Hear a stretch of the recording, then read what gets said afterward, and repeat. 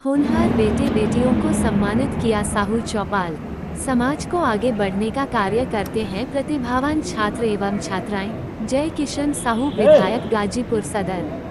संत कबीर नगर साहू चौपाल के अंतर्गत खलीलाबाद दीघा स्थित मंगलम मैरिज हॉल में प्रतिभावान छात्र छात्राओं का सम्मान समारोह रखा गया, साहू जी का माल्यार्पण के लिए अनामिका साहू को आमंत्रित करता हूं।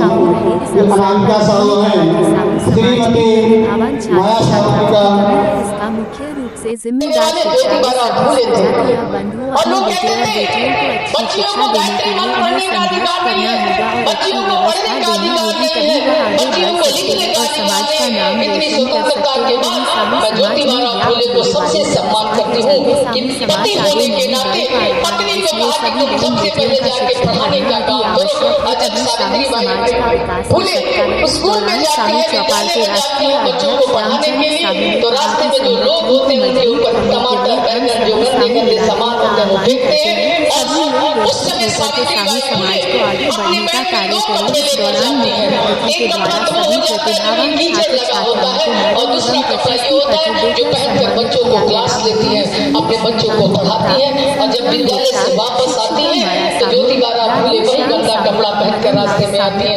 कितने संघर्षों के बाद आपको पढ़ने का अधिकार मिला, इसलिए आपके भी कहने कहीं सावित्री बाई देखना चाहिए। और एक भाई साहब ने बड़ा अच्छा कहा, कार्यक्रम के संचालक साहू चौपाल के राष्ट्रीय संगठन महामंत्री रामेश्वर प्रसाद साहू ने किया। इस कार्यक्रम शिरकत करने वाले लोगों का फूल मालाओं से सम्मानित किया गया। जरूर अपने भाई बहन को बैठ के पढ़ाने का काम करते हैं। साहू चौपाल समाज को आगे बढ़ने का कार्य करते हैं, इसलिए छात्र एवं छात्राएं जय किशन साहू विधायक गाजीपुर सदर।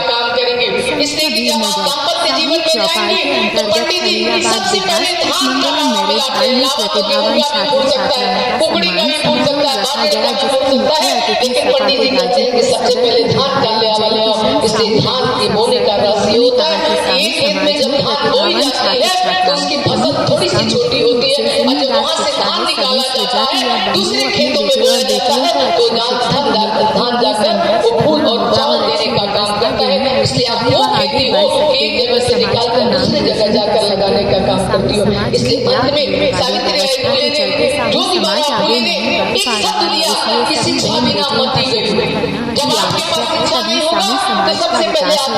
इस दौरान साहू चौपाल के राष्ट्रीय अध्यक्ष रामचंद्र साहू ने कहा कि संगठन को मजबूत तो अपने सबसे पहले उसके चलने का, बोलने का, रहने का तरीका सबसे बुरा हो जाएगा। उसके बाद समाज को आगे बढ़ने का कार्य करें। इस दौरान मुख्य अतिथि समाज में बिल भी कम हो जाएगा, आपका पैसा भी कम हो जाएगा।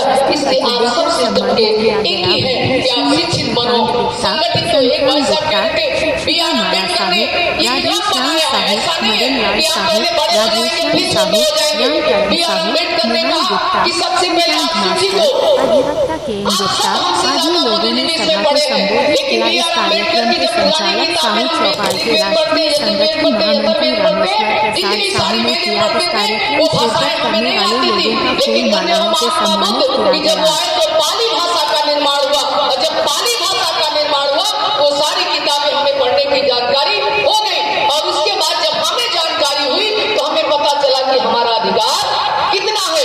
इसलिए जब आप अम्बेडकर की तस्वीर देखेंगे ऊपर एक बुद्ध का चिन्ह भी देखते हैं और उन्होंने कहा दीपो भव, अपना दीपक खुद बनो। और उन्होंने पढ़ने का अधिकार सबसे पहले दिया कि ऐ दलित समाज के लोगों, ऐ मजदूर समाज के लोगों, ऐ कमजोर समाज के लोगों, ऐ शोषित समाज के लोगों, जाकर सबसे पहले पढ़ने का काम करो। अगर तुम पढ़ लेते हो तो उसके बाद संगठित होने का काम करो।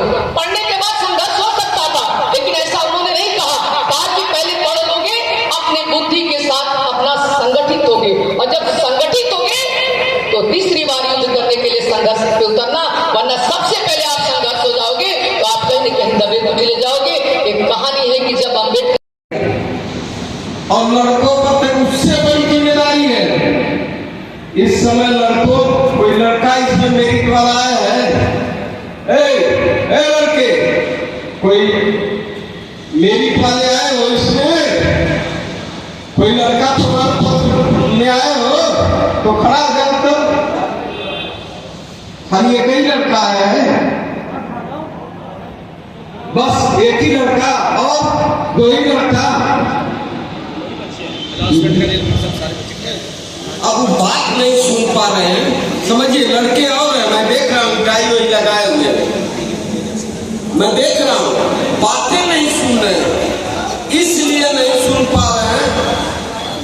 बाप रे बाप, गजब हो गया। अब इन लोगों से भी बढ़िया बढ़िया क्यों हुई?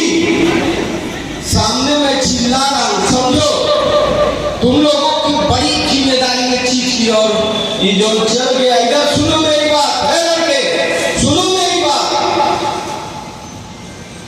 ऐसा मत समझना तुम लोगों की सबसे बड़ी जिम्मेदारी इस समय क्या हो गया। अध्यक्ष जी, ये घिसरौना मोबाइल 2 बजे रात में चलाओ थी। बेटा पढ़ने में मन लगाओ, कंपटीशन का जुगा है। कुछ नहीं, 4 घंटा 8 घंटा तो काम कौन करता है जानते हो? 8 घंटा मजदूर काम करता है, 10 घंटा सुपरवाइजर काम करता है। अब मैनेजर और मालिक बनने के लिए, IAS IPS बनने के लिए कम से कम 16 से 18 घंटा पढ़ाई करोगे, नहीं तो शहर में जाकर शिक्षा चलाओगे और दिल्ली में जाकर के ठेला खींचोगे और पीठ पर बोरा उठाओगे। ये मत समझो कि हमारे बाप ने 65 बीघा का इंतखाब सौंप दिया है। वो 65 बीघा 65 मिनट ही टिकेगा। सुनाई दे रहा है कि नहीं? नहीं तो उन पर शंका की लाउड स्पीकरवा करना सुना था, ये कैसी सुना जी? सुनो, यदि आप ईमान से मेहनत से आज लग जाओ, तुम्हें पहले मन नहीं लगता है, तो पहले दिन संकल्प करो कि 3 घंटा मुझे इस समय पढ़ना। 21 दिन उस समय 3 घंटा केवल अपना बेटा, अपना भाई, अपना चाचा मान करके 21 घंटे 21 दिन केवल रिपीट करो, 3 घंटा मुझे पढ़ना है। विधायक जी के कहने से जब 21 दिन अभ्यास कर लोगे तो तुम्हें पढ़ने की आदत बन जाएगी और गरीब का झोपड़ी से निकलने वाला तुम IAS बनने का काम करोगे। बड़ा परिश्रम किए, इसलिए मेरे मित्र, मेरे